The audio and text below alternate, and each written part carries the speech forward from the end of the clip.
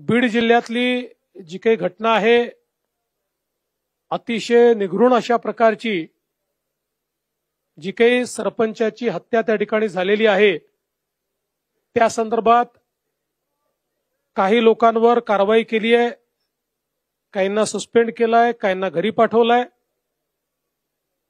3 आरोपी सापडले आहेत, 4 आरोपी अजून आपण शोधतो आहोत, लवकरच ते सापडतील। केस सीआयडीला दिली आहे। स्पेशल एसआयटी कॉन्स्टिट्यूट करून या केसच्या संदर्भातली सगळी चौकशी आम्ही करणार आहोत आणि कुठल्याही परिस्थितीमध्ये आरोपी कोणीही असो, कोणीही कुठल्याच आरोपीला या ठिकाणी सोडलं जाणार नाही। अशा प्रकारच्या घटना या महाराष्ट्रामध्ये गांभीर्यानेच घेतल्या जातात आणि गांभीर्यानेच घेतल्या जातील। त्यामुळे एसआयटीच्या माध्यमातून सगळे धागेदोरे शोधून काढण्याचं काम हे निश्चितपणे या ठिकाणी आपण करू।